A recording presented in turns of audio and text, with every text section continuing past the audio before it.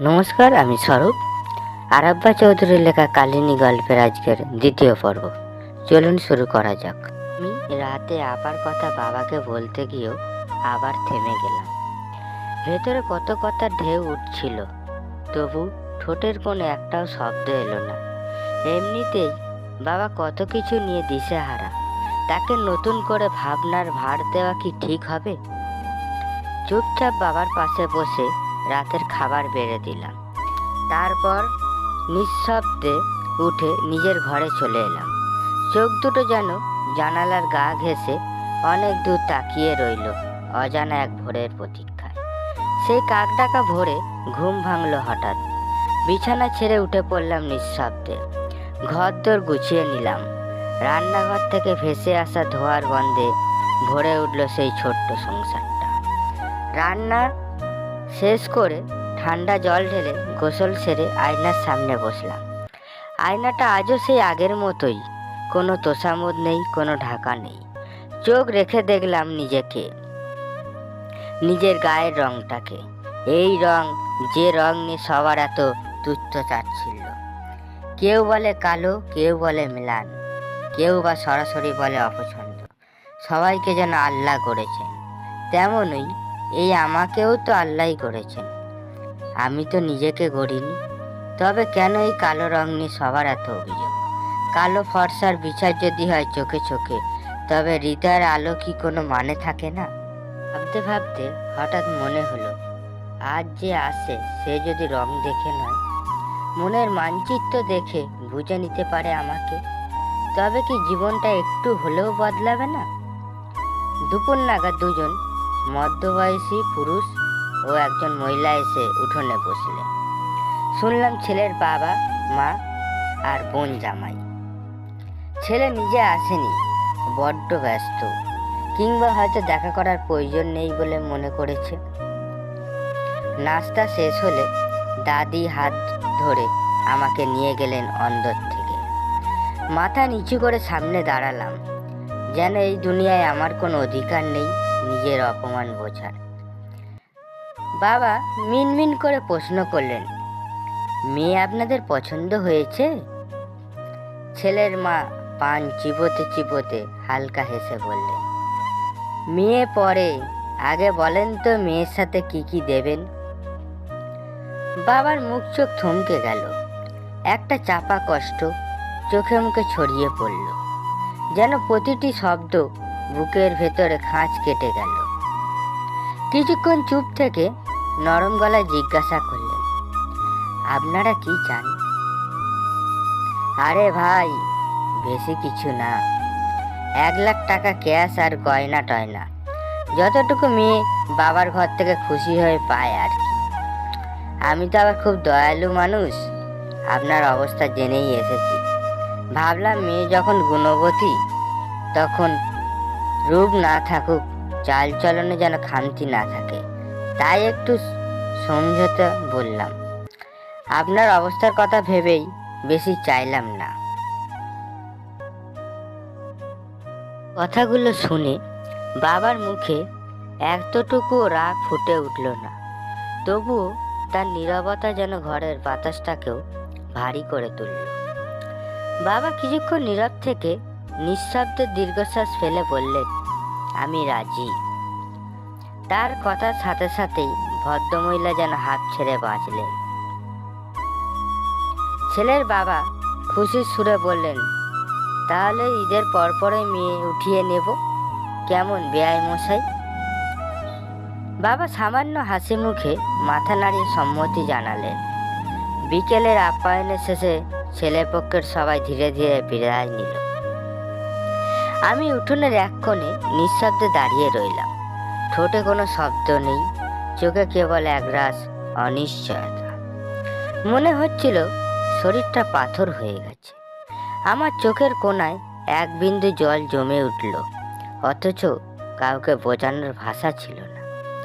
এই বয়সে বাবার কাঁধে এত বড় বোঝা, তিনিই তো সারা জীবন আমাদের মাথার উপর ছায়া হয়ে থেকেছেন। বাবা হয়তো আমার অন্তর্দহন অনুভব করতে পেরেছিলেন। চুপচাপ এগিয়ে এসে মাথায় আলতো করে হাত রাখলেন। তার কণ্ঠে ছিল এক আশ্চর্য নির্ভরতার সুর। চিন্তা করিস না মা, সব ব্যবস্থা হয়ে যাবে। উঠতে মনে হলো পৃথিবীর সবচেয়ে বড় আশ্বাস হয়তো একজন বাবার হাতের স্পর্শেই লুকিয়ে থাকে। তবু বুকের ভেতর কেমন একটা চাপা কান্না রয়ে গেল, যার শব্দ কেবল আমি আর রাতের আকাশ জানল। পরের দিনই বাবার চোখে মুখে যেন এক অপার তৃপ্তির জ্যোতি। খুশিতে ভরে ওঠা কণ্ঠে সকলের সামনে গর্ব ভরে বলতে লাগলেন, আমার মেয়ের গায়ের রং নিয়ে কত কথা শুনেছি, কত তুচ্ছ তাচ্ছিল্য, কত কথা। এখন দেখো, আমি আমার তুরিনকেও শহরে বিয়ে দিচ্ছি। বড় দুই মেয়ের মতো তার ভাগ্যেও জুটবে সচ্ছল সংসার, সম্মানী ঘর। রাজরানীর মতো করে থাকবে সে। তোমরা সবাই দেখে নিও, আমার তুরিন অনেক সুখী হবে। সে কেমন করে নিজের ঘর সাজায় দেখে নিও। একটুখানি থেমে বাবার কণ্ঠটা যেন একটু কেঁপে উঠল। রূপ নাই বা হলো, তাই বলে কি আমার মেয়ের স্বপ্ন দেখার অধিকার থাকবে না? আমার তুরিনের গুণ, তার মন, তার যত্নশীলতা, সব কিছুতে সে এক অপূর্ব জ্যোতি। বাবার মুখে এমন গর্বিত উচ্চারণ এর আগে কদাচিৎ শুনেছি। তার সেই আনন্দ, সেই তৃপ্তি দেখে আমার বুকের ভেতরটা ভরে উঠল। যেন প্রথমবারের মতো নিজেকে গ্রহণযোগ্য মনে হলো। মেয়ের মতো নয়, বাবার গর্ব হয়ে ওঠা তৃপ্তি নিয়ে আমি একটু দীর্ঘ নিঃশ্বাস ফেলেছিলাম। রাতে বাবা যখন ঘরে ফিরলেন, তার চোখে মুখে ক্লান্তির ছাপ। আমি ধীরে ধীরে এগিয়ে গিয়ে বাবার পাশে এসে বসলাম। কিরে তুরিন, কিছু বলবি? বাবার কণ্ঠে ছিল সিংহ মেশানো ক্লান্তি। আমি কিছুটা ইতস্তত করে বললাম, বাবা, কাল আপা ফোন করেছিল, বলল সামনে কোরবানির ঈদ। ও বাড়িতে বলে দিয়েছে আমরা নাকি গরু কুরবানি দিচ্ছি। বলেছে ঈদের দিন তার বাসায় সবার জন্য মাংস আর দামি দামি জামা কাপড় নিয়ে যেতে হবে। এতটুকু বলেই আমি চুপ করে গেলাম। গলায় যেন একটা গ্লানি দলা পাকিয়ে আছে। বাবা একটু কেসে উঠলেন। আমি তাড়াতাড়ি পানি এগিয়ে দিলাম। বাবা গ্লাসটা হাতে নিয়ে কয়েক চুমুক পান করলেন। বলছিলাম কি বাবা, এত টাকা কোথায় পাবে? বাবা একটু হেসে বললেন, ও নিয়ে তুই কিছু ভাবিস না তুরিন।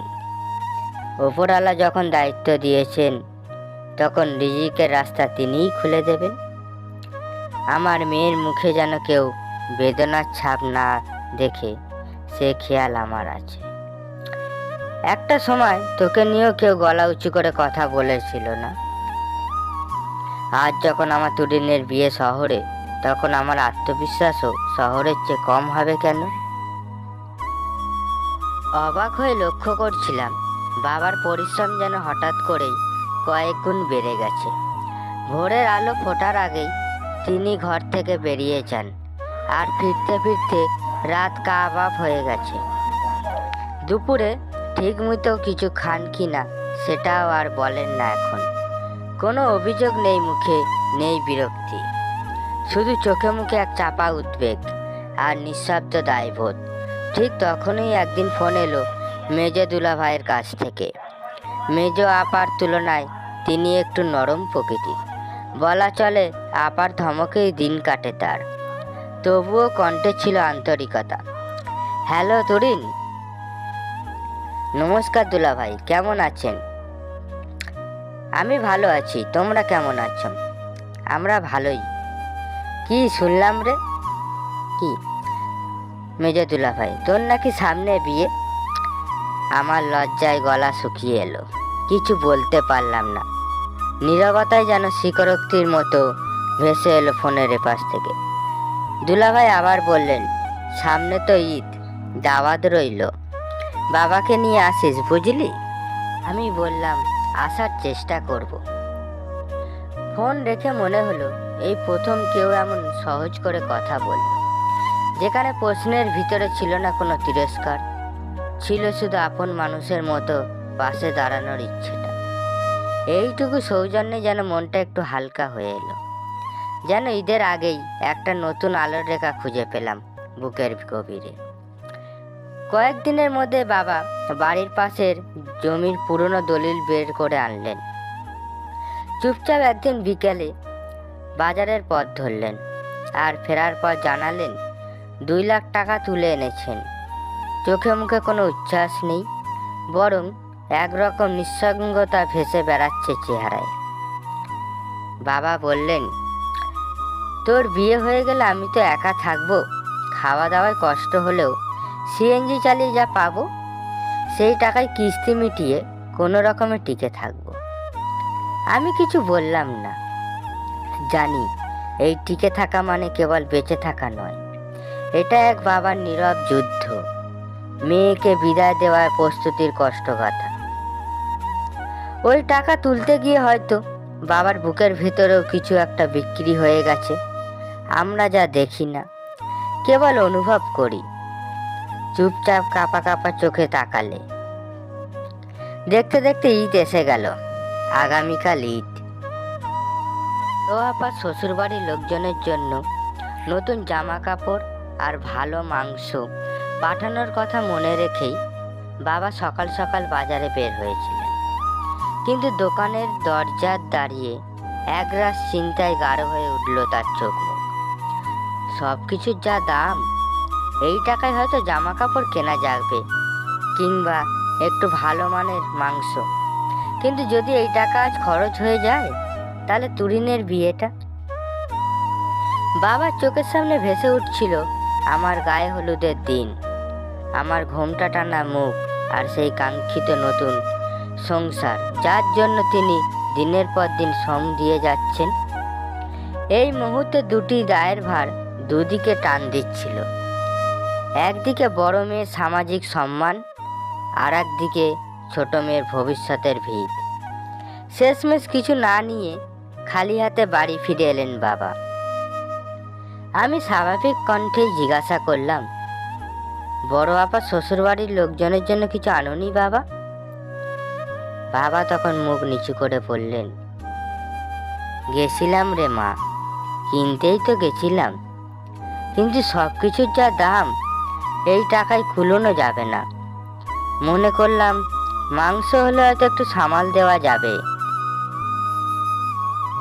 বাবার অসহায় চোখ দুটোতে আমি দেখতে পেলাম একজোড়া কাঁপতে থাকা ভরসা। কিছু বলার ভাষা খুঁজে পেলাম না। আমি শুধু চুপচাপ দাঁড়িয়ে রইলাম, যেন বাবার নিঃশব্দ স্বপ্নগুলো আমি নিজে কাঁধে তুলে নিচ্ছি। ঈদের দিন সকাল সকাল উঠে নামাজ শেষে বাবা নিজ হাতে 3টা গরুর কাটাকাটি বাটাবাটি করলেন। সারাদিন ছুটে বেড়ালেন এক বাড়ি থেকে আরেক বাড়ি। সন্ধ্যের দিকে কিছু ভালো মানের মাংস হাতে পেলেন। তারপর আমার দিকে তাকিয়ে মুচকি হাসলেন, কিন্তু সেই হাসিতে লুকানো ছিল গভীর ক্লান্তি আর না বলা অনেক কিছু। তুরিন মা, আমি জানি তুই মাংস খেতে ভালোবাসিস, কিন্তু দেখ, তোর বড় আপার মুখটাও তো রাখতে হয় বল। এই মাংসগুলো যদি ও বাড়ি পাঠাই, ওরা খুব খুশি হবে। মেয়েটা অন্তত ভাববে তার বাপটা তো কিছু করেছে। একটু থেমে গলা নিচু করে বললেন, মন খারাপ করিস না মা, 2 দিন পর তোর বিয়ে। তুই কিন্তু বড় ঘরে যাচ্ছিস। ওপরওয়ালার ইচ্ছায় খাওয়া পড়ার অভাব হবে না। তুই থাকবি রানীর হালে। হ্যাঁ মা, একেবারে রানীর হালে। বাবার হাতের কাঁপুনি দেখে বুঝলাম কথাগুলো শুধু সান্ত্বনা নয়, নিজের বুকের রক্ত দিয়ে গড়া প্রতিজ্ঞা। আমি কিছু বললাম না, শুধু বাবার ঘামে ভেজা কাঁধের ওপর হাত রাখলাম, কারণ সেই কাঁধেই ভর করে দাঁড়িয়ে আছে আমার ছোট্ট পৃথিবীটা। বাবা দেরি না করে 2000 টাকা পকেটে গুজে তাড়াতাড়ি বেরিয়ে পড়লেন বড় আপার বাড়ির উদ্দেশ্যে। যেতে যেতে সময় লাগবে 5 থেকে 7 ঘন্টা, তাই আগে থেকেই তৈরি হয়ে বসেছিলেন তিনি। তখন হয়তো এই প্রশস্তির গভীরতা আমাদের কারোর চোখেই ধরা পড়েনি, কিন্তু এখন এই মুহূর্তে সবটাই যেন ক্রমশ স্পষ্ট হয়ে উঠছে। রাত 11:15 দিকে বড় আপার বাড়ি পৌঁছালেন বাবা। আপা বাবাকে দেখেই চোখ বড় করে জিজ্ঞাসা করলো, জামা কাপড় আনুনি? বাবা একটু থমকে দাঁড়িয়ে রইলেন, মাথা নিচু করে চুপচাপ দাঁড়িয়ে রইলেন, যেন নিজের ভিতরের কোনো অনুশোচনার ভারে নুয়ে পড়েছেন। আপা দাঁতে দাঁত চেপে রাগ চেপে রাখতে না পেরে ঘরের ভিতরে পায়চারি শুরু করলো। তার এই ক্ষোভের মধ্যে বড় আপা শাশুড়ি এগিয়ে এসে ব্যঙ্গ ভরে বললেন, দেখি তো বেয়াই মশাই কি এনেছেন, এক ঝুড়ি মিষ্টি, কিছু ফল আর মাংস। বলেই ব্যাগে হাত ঢুকিয়ে মাংসগুলো নেড়ে চেড়ে দেখতে লাগলেন। ও মা, এটা মাংস নাকি? সবই তো চর্বি আর হাড্ডি। শাশুড়ির ঠোঁটের কোণে বিদ্যুতের ছায়া স্পষ্ট। বড় আপা মুখ নামিয়ে নিলেন, বাবার মুখেও লজ্জার ছায়া। একবার তাকিয়ে আবার চোখ নামিয়ে ফেললেন তিনি। মনের ভিতরে এক অজানা কষ্টের ঢেউ বয়ে গেল বাবার। লোকে যা দিবে তা হাত পেতে নিতে হয়। যে নিজের সংসারে দুধ চিনির অভাবে চা বানায় না, সে কিভাবে জামা কাপড় আর গরু রানের মাংস পাঠাবে? 2000 টাকাই তো ছিল তার কিছুদিনের সঞ্চয়। তবু মেয়ে যেন অপমানিত না হয় সেই জন্য যতটুকু সম্ভব সাজিয়ে নিয়ে এসেছিলেন তিনি। কিন্তু এখানেও যেন অভাব তার পিছু ছাড়ে না। লেখা নেই, তবু প্রতিটি চোখে লেখা অপমানের গ্লানি যেন অক্ষরে অক্ষরে পড়তে পারলেন তিনি। বড় আপা শাশুড়ি উঁচু স্বরে বলে উঠলেন, সাবরিন, এই মাংস মানুষে খাওয়ার উপযুক্ত না, এগুলো আমাদের কুকুরদের দিয়ে দাও। বড় আপা নির্লিপ্ত ভঙ্গিতে মাথা নাড়িয়ে সাই জানালো। বাবার সামনে থেকে মাংসের প্যাকেটটি নিয়ে ধীর পায়ে ভেতরে চলে গেল, যেন কিছুই হয়নি। মুহূর্তে বাবার বুকের ভেতরটা হু করে উঠল, চোখে মুখে যেন বিষাদের ছায়া নেমে এলো। অস্পষ্ট স্বরে তিনি ফিসফিসিয়ে বললেন, এই মাংস থাকলে আমার তরুণীটা নিশ্চিন্তে পেট ভরে খেতে পারত। কথাটা শেষ করার আগেই বাবার গাল বেয়ে এক ফোঁটা জল গড়িয়ে পড়ল। কেউ দেখল না, শুধু দেওয়ালটা দেখল, বাতাসটা টের পেল।